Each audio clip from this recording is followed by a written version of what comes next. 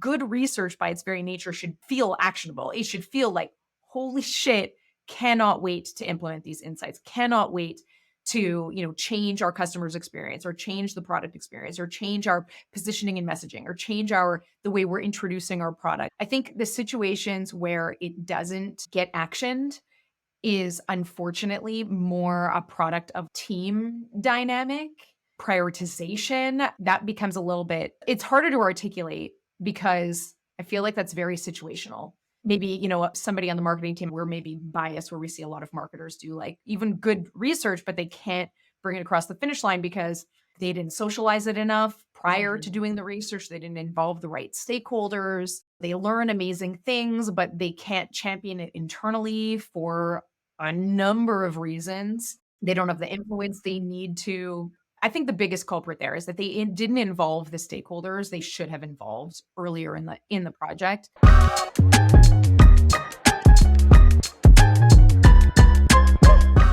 Hey everyone, and welcome to the Forget the Funnel podcast, where our goal is to help you as a SaaS leader finally stop guessing, understand your best customers, and drive more predictable recurring revenue.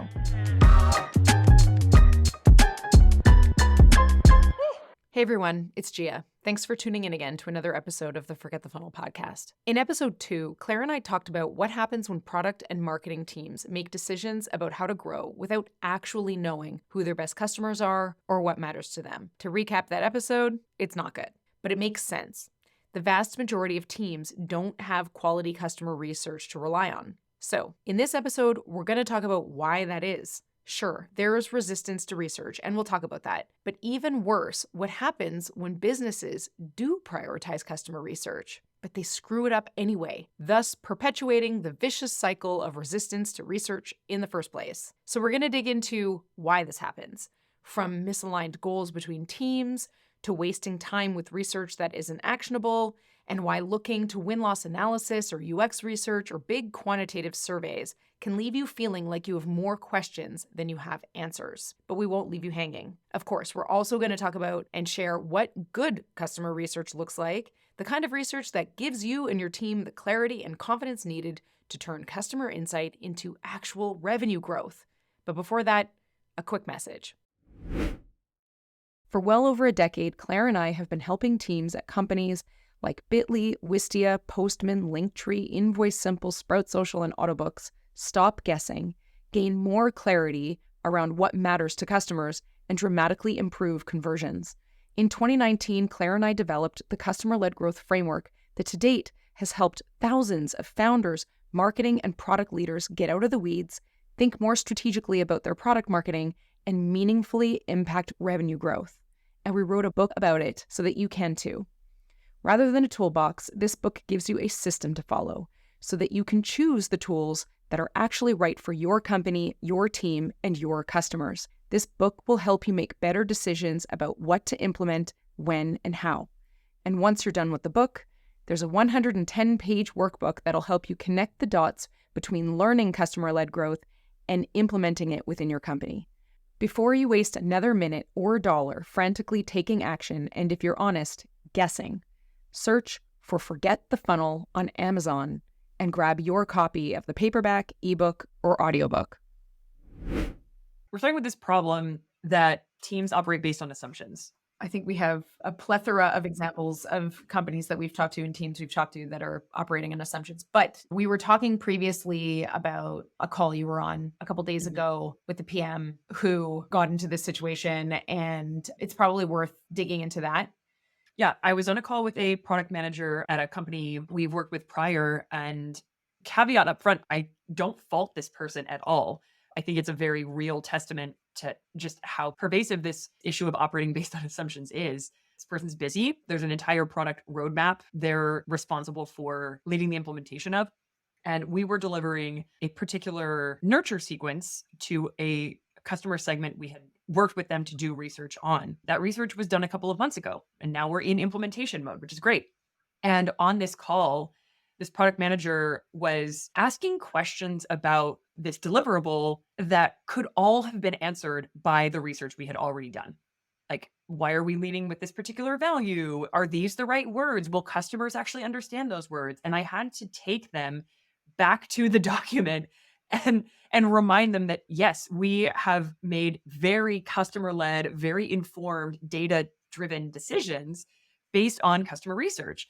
And this person was like, oh yeah. And I'm just like mentally like smacking myself in the forehead. Again, I don't fault this person, but it was just like, oh my goodness, we've already done the work. So imagine that amplified when the work of understanding why customers hire your product hasn't been done. I guess is the place to start. Right. And how much more guessing is even happening. But again, to your point, people get really busy and it can be hard even for those of us that preach customer led Mhm. to forget. It's very, very easy to fall into the trap of doing and working and focusing on producing and executing, that sometimes we ask ourselves questions that we already have the answers to if we just go back to our tools and resources that we took the time to produce and learn and leverage. It can be Mhm. very easy to fall into the trap of forgetting that it's there or forgetting to center back around the customer. And I mean, that's like, should I try this marketing strategy? And it's like, well, what's the best strategy for your customer? I can't answer that Yeah. unless I know more about your customer. Oh, right. Yeah, I guess that's true. So, Yeah. anyways, it's an easy trap to fall into, even for us. To drive this home just a teeny bit more, this PM had actually gone out and captured what direct competitors were doing in their email series. And they're like, well, this is what the competition is doing over here. And I'm like, yeah. But nobody talked about using those products in the research that we had done. They're not like your customers are not looking at those. Yes. That's very real too. So let's talk about the reasons that this can happen because we are all trying our best, right? We're all trying our best when we are in these growth roles, whether we're on the product side or the marketing side or in customer success, etc. And I was at an event just last week where a very well-intentioned CEO wanted to embark on the process of unpacking why customers came to his solution. So this was a CEO who had bought a SaaS company, had acquired a product that already had thousands of paying customers. And I was on a panel and he raised his hand and he was like, this is all making sense. I'm going to, like, my plan when I get back to the office is I'm going to start with a survey. So, what are the questions I should ask? And it was evident in how he was going to approach it that he had no idea how to go about gathering information and he actually didn't even know what he needed to learn. And starting with not knowing how to run research to get you the answers you're looking for, I think is a core of the problem. I guess maybe boiled down when we want to learn from our customers, but we don't know how to run that research, we do bad research, which gets no results that we can apply. And then it creates this kind of bad taste in people's mouths of like, customer research is a waste of time, or we already know who our customers are. Do you think that he just assumed that surveys were the methodology that he should employ? Like why surveys? Did he assume that like interviews are too time consuming or that he didn't have the skill set to run interviews effectively and just assumed that like well surveys are the next best thing? Like how did he land on surveys? Yeah. So I did ask him why surveys, and he said, well, it just seems like the easiest way to learn from as many customers as possible. Right. And another panelist actually chimed in and said, I would not recommend surveying everyone in your customer base because you're going to be learning from people who may be super unhappy and you're going to conflate what they say with people who are happy. You should really Mhm. be thinking about boiling it down and only learning from a specific subset of people who exhibit like best customer behavior. So that idea of quantity, I want to learn from everybody possible, was driving this decision to run surveys. By the end of the discussion, he actually was like, "Oh yeah, it actually would make a lot more sense to learn from a handful of really, really good fit customers versus everybody." But without that Q&A, without that discussion, like he'd be off to the races. uh, Totally. I've seen that happen so many times where a company very well intentioned and like we want to listen to customers and we care what they think and we want to hear what they have to say and we know that we know we should be doing research and they launch a survey And I will say, like, I have been on a team that has done this, let alone like witnessing other companies who have other teams that have done this as well. Well, they'll like, okay, marketing will come up with a handful of questions that they want to ask customers. Again, like all customers paying. Generally, I think that people understand like we should be learning from paying customers. Customers implies paying. So marketing will come up with a couple of questions and then they need to get some sort of permission or green light from an adjacent team, sometimes customer success, sometimes leadership, sometimes product, depends on how the team is structured. And then what happens is they are asking very sort of more marketing focused questions, maybe something about the buying decision or something to sort of pull out some information about like how they discovered us or what channels, what blogs do they read, like some of those more classic sort of marketing questions. And then they frame these questions around to understand customers out in the market or like what publications they read. And then it goes to some other team and then that team is like, well, we also need to learn. Like, what's your favorite part of dealing with a customer success team? Or do you like this feature or not? Or is this useful to you or not? And then all of a sudden, you've got customer success and product and marketing all bandwagoning onto this And you've got this survey, all asking very. Oh, I was like, and then you've got this Franken survey that's too many questions long that nobody's gonna take the time to respond to. That's right. Yeah. But there's so many things wrong with what I just said, right? Like you just mentioned, it's a long survey. That's a big problem. But also, a lot of times when this happens, that's sort of also an indication that nobody's sort of protecting the survey, which also indicates that the questions themselves might be problematically worded, which happens so much, right? Like they're leading questions or they're overly complex, or again, like, and I know we say this a lot, it's hard to read the label from inside the jar. The same is true when you're writing survey questions. It's Mhm. very easy to write a confusing question when you're not experienced in these types of surveys, let alone the complexity that gets added by like the varying sort of goals for like marketing or success or support or product or who knows what else, other team, potentially sales, maybe, all with conflicting priorities, but also you end up with this like Frankenstein very long survey. And also you end up with this kind of unowned survey that is also confusing to fill out, even from at the individual question level. So there's all kinds of ways that surveys can go awry. I know I have been on teams that have fallen victim to this. I've witnessed surveys. I've been on the receiving end when I know when we've worked with a couple companies, we said, like, have you done customer research? Because we're happy to take a look at the research you've done before and maybe we can get value from it. And then we see the responses and we're like, oh boy. Unfortunately, this isn't always usable. It's a good data point, but it isn't always usable. So there's a lot of ways for surveys to go sideways, let alone research projects on the whole. And, I am almost hesitant to be recording a conversation that is so in the weeds and so nerdy and almost like academic about the principles of running good research because who fucking cares? But I think this conversation has to be recorded because it's so easy to fuck it up. Somebody at the decision making level needs to realize how much rigor should be applied to this process in order to create a useful outcome rather than having a team waste their time or paying a firm and wasting money to get data that you can't do anything with and that doesn't have a positive impact on your product roadmap or your positioning and your messaging, your marketing strategy, all of those important things that it's supposed to influence.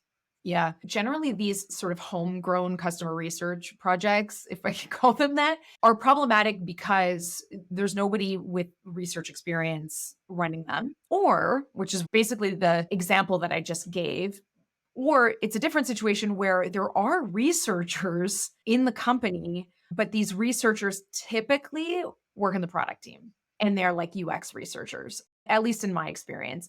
I don't know that I've ever worked with a team that had a researcher that was not on the product team. Have you? Well, before I directly answer that, unpack that for me a little bit more. Like, what is the problematic nature of internal research folks who do know what they're doing being solely within the product team? Like, what's the issue there? What I've seen happen is that these researchers are very good at typically like UX research and highly skilled, I'm in awe of what they do, truthfully. But in that situation, similar to the prior one, the so what and the what are the bigger, larger implications for the company are sort of missed or lost. Now, you can layer UX research on top of great customer research and like you're laughing. That is fantastic. It's just that I've never witnessed that. Typically, it's UX research doing a great job at UX research, but they're missing the forest for the trees. Their focus is very UX research is very, very different from customer research, especially the customer research that we're describing, which is like understanding who your best customer is, understanding what matters to them, understanding why they choose you over all the other options. That's not what UX research is designed to do. That's also not what market research is necessarily designed to do. So there's, the different types of research that I don't want to I'm the last one that should be nerding out on the different types of research because this is not my lane. But I think there is generally a misunderstanding about what the different types of research are for. I'm super glad you pulled that apart because as you were speaking, it reminded me of a company we worked with just a couple of months ago who came to us having already done jobs to be done research. They paid for an experienced user researcher, a UX researcher to do that work. And in doing so, they came to us because, and I'm quoting the CEO, the UX researcher they worked with ran really good interviews around product and got some helpful information around feature usage, product strategy, did not really spend time in those interviews on why people switched away from a prior solution or switched away from doing nothing. And so they were like, "Thanks, but all of the marketing questions we have, all of the customer acquisition questions we have are still unanswered." And so that obviously very deeply informed the research we did with them as a team to make sure that we were really unpacking more of that larger customer experience narrative versus just product usage. Mm-hmm. And it becomes really interesting too when those two, again, this is a bit of a rabbit hole, but like where those two types of research intersect and support each other and that you can build off them, which can be really effective. Same thing with, we were talking about this earlier, like win-loss analysis. A question that we get, speaking for myself, anytime I've spoken on this topic, somebody undoubtedly asks, wouldn't it be valuable to learn from the customers that we lost or the customers that we didn't get? Which kind of blows my mind a little bit. I'm like half impressed that they're thinking in that way because that demonstrates that they're like thinking about research and the value that it can provide and the insight that it can provide, which is great. But the answer is always the same, which is like, until you know who your best customers are, there is no point in learning from the customers you couldn't acquire. Once you understand all of that about who your best customers are now, then figuring out who didn't we acquire as a customer that we should have acquired as a customer versus the problematic nature of starting with win-loss analysis, which is learning from the customers you probably shouldn't have acquired and maybe wildly problematic to acquire in the first place. So why would you try to solve for them? So that foundational research happening first versus diving head first into win-loss analysis when you don't even know what win should be. Yeah. You need to know what a great fit customer looks like and why they choose you so that you don't accidentally, in a win-loss analysis round of research, for example, so you don't accidentally optimize for people who shouldn't have become your customers in the first place. So I also want to touch on research that is done and maybe even done well, but then never actioned on. Like it's never really socialized beyond like one particular team. Look, research that's done well, hopefully it's really obvious what to do with it next. I shouldn't even say hopefully, because research that's done well means that there was a clear goal set in place when you conducted the research. You were learning from the right people and you learned what you were hoping to learn.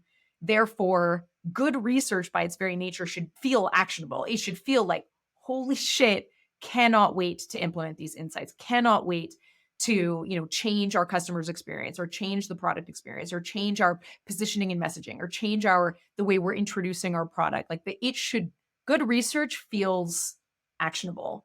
I think the situations where it doesn't get actioned is unfortunately more a product of team dynamic prioritization. That becomes it's harder to articulate because I feel like that's very situational. Maybe, somebody on the marketing team, we're maybe biased where we see a lot of marketers do like even good research, but they can't bring it across the finish line because they didn't socialize it enough prior to Mhm. doing the research. They didn't involve the right stakeholders. They learn amazing things, but they can't champion it internally for a number of reasons. They don't have the influence they need to. I think the biggest culprit there is that didn't involve the stakeholders they should have involved earlier in the project. And that goes beyond a criticizing a marketing team. That's with regard to any team who's trying to better understand customers and doesn't have the right like executive sponsors on board and championing the work. Sponsor's a good word. I'm glad that you used that word actually, because that there's somebody that can champion that work internally. But if that highly skilled person at running that research does push that work forward and there's no sponsor to help advocate for it, remove blockers. And this happens, I will say, even at the director, VP level, if somebody in the C suite, if there isn't somebody in the C suite to help champion this across the cross-functional sort of leadership team, then it will live in marketing and only live in marketing, or it will live in product and only live in product. Never, make that cross into sales or marketing or product or CS, depending on how it could be leveraged. And I think that's the saddest possible outcome when great research is done, but you can't make that leap from marketing into product or into sales or whatever. I think that's probably where things go, where good research goes to die. Yeah, I was gonna say like in a dusty file somewhere, like a digital somebody's sad siphon off little like Google Drive folder. Yeah, totally. I would say though, like the vast majority of the time, the problem is not quality research, not seeing the light of day. It's more thinking you have quality research, but it's not actually quality research. And it's research that's just leading the team to ask. It just begs more questions Yeah. and doesn't get the team the answers that they need. Because again, if it's good research, it will feel really actionable. Maybe we should talk about like what does good research look like? Because we really hammered the like ways to fuck it up. And I like going back to that guy who had acquired a SaaS company and now wanted to better understand the customer base, really, really sharp clarity on what you're trying to learn is at the core.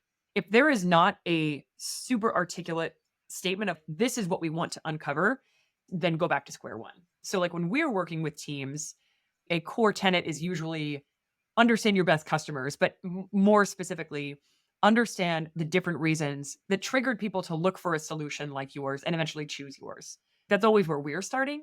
Obviously, there's lots of other reasons to run research, as you brought up a couple of times. But if you don't have a really core reason for doing it and an understanding of what you're trying to learn, then all those other problems float to the surface. So mishmashing together a Franken survey or learning from the wrong people or any of the other issues that we harped on. Yeah, I think if a company finds themselves realizing that they're operating based on assumptions or guessing, typically that's a sign that foundational research hasn't been done. And so don't go to win-loss analysis, don't go to big quant surveys, don't go to UX researchers. Get the sort of foundational understanding first and foremost, which is the research methodology that we highly advocate for. Obviously, it's like the jobs to be done methodology and sort of understanding exactly what you're describing, like that sort of core struggle and uncovering differentiated value, uncovering what that job to be done is, and then layering on top of it. So, okay, understanding what are we trying to accomplish with the research is definitely like square one of conducting good research. What else? Everything else is informed by that. So if we decide, I'm walking through like the way that we do this as a team. Like if we decide that we want to uncover with a company within your best customer base, and when I say best, what I mean is happy paying recent, right? And we want to understand why those happy paying recent people looked for a solution and chose yours. Then the people we learn from, like the group, gets much more focused. So happy even is a bit problematic. Happy means a lot of things. I think paying is pretty straightforward. I think recent is relatively easy to explain. The happy piece is the one that definitely deserves a little bit more unpacking. So, paying means paid more than once. So, Mhm. especially if we're talking about SaaS or recurring revenue business, we're talking about customers who have paid for your product for in more than one sort of cycle. So if it's monthly, then they've paid at least twice, which kind of toes the line between happy and paying, but still, like they've actually put money down and made the decision to invest in your solution. Recent, also what that means, which is they've been around for long enough that they're getting some sort of continued value, but not so long that they don't remember what life was like before. So depending on the length of your sales cycle, depending on, a couple of factors, that might mean, no older than 3 months, 6 months, 9 months, in some scenarios where we're talking about really highly complex products and highly complex companies, we might go back as far as maybe a year, but that's really, we don't want to go that much further because recency is really important. Remembering as viscerally as possible what it felt like to have the problem that your solution solves. That reason for recency is important. And also the evolution of your product and your position in the market and the competitive landscape being as close to it is now are all very important, right? Learning from someone who made a buying decision pre-COVID versus post-COVID could be completely different. Or in a completely different economic time too, depending. And then happy is the one that, I don't know, we could probably do a whole podcast episode on that one. Yeah. Well, We probably should.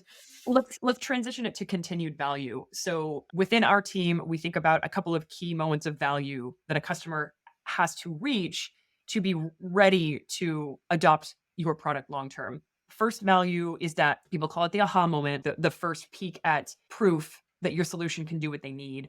Value realization is, I've recently been saying they got to first value and then they were able to check everything else off their spec sheet. Okay, also it does this, this, this, this. My boss is going to ask about that. Okay, cool. It does all those other things too.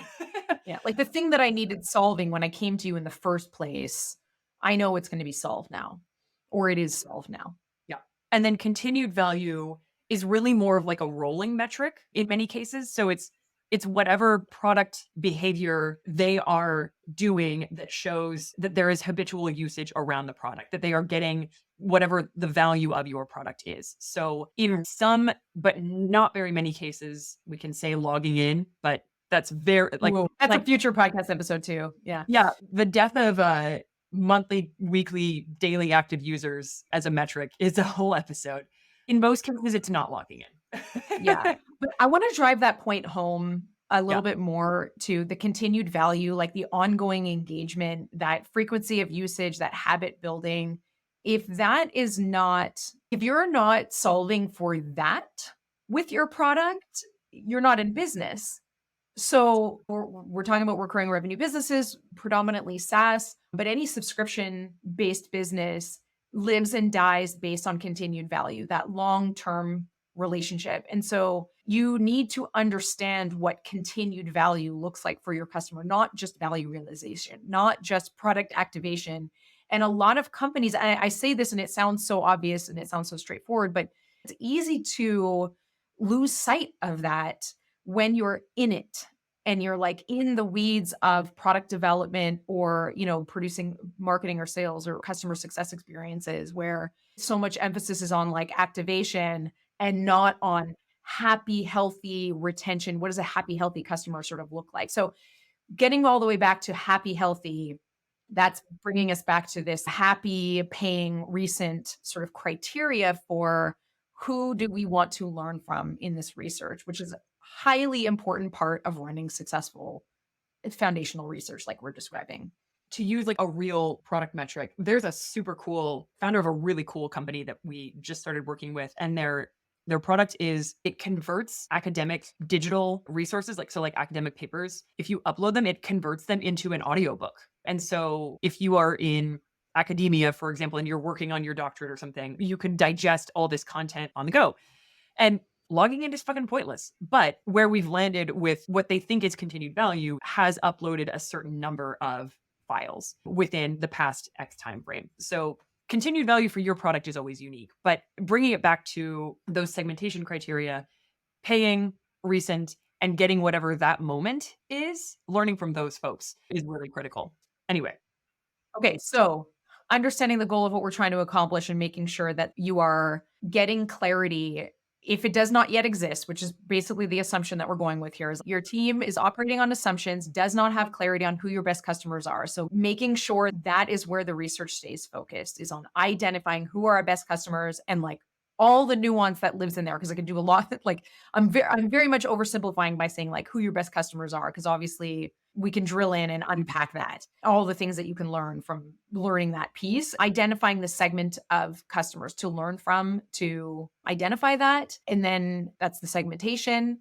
And then how you ask questions, what questions you even ask, how you word those questions in order to get the answers that you're looking for. That is the art of interviewing. Is, I mean, I called it the art of interviewing for a reason. Again, probably future podcast episode where we like run mock interviews or whatever. And then I would also say, okay, so we talked about the clarity of focus. We talked about segmentation criteria. We talked about making sure that questions are like asked thoughtfully and in a sort of skilled, not leading way. Sometimes that will mean bringing somebody who's experienced in running customer research, somebody from outside of the team in to do that well. PS, that's also what we do a lot of the times for companies, but making sure they don't fuck it up, because there are so many ways to mess up research. It's very costly to mess it up, and it can be much more cost effective to actually outsource it, but I digress. And then so having somebody who knows what they're doing. And then really, really importantly, we talked about this a couple of times, is having somebody to champion this work. And if that person who's championing this work doesn't have the influence internally, then at the very least, they should have some sort of stakeholder or sponsor to help them push it across the finish line, to help it go from product into marketing or marketing into sales or vice versa, and make sure that it crosses and it does legitimately become a cross-functional tool for the company to leverage. Because understanding customers is something that is critically important to every single department in the company, and leads to, the assumptions and the guesswork doesn't just happen in marketing. It is definitely something that impacts a lot of teams. So hopefully that was like a good sort of recap on how to do this well. That last point I think is especially important, because that is the antidote to research dying on a shelf, research living in somebody's folder somewhere. That was super good. This is awesome. See you next time. Yeah, clearly a topic we could talk about for a very long time. But for now, we will sign off and see you next time. And that's it for this episode of the Forget the Funnel podcast. Thanks for tuning in. If you have any questions about the topics we covered, don't hesitate to contact Gia or myself on LinkedIn. And you can also visit our website at forgetthefunnel.com. This is still a new podcast for us, so ratings, reviews, and subscriptions in your podcast platform of choice make a huge difference. See you next time.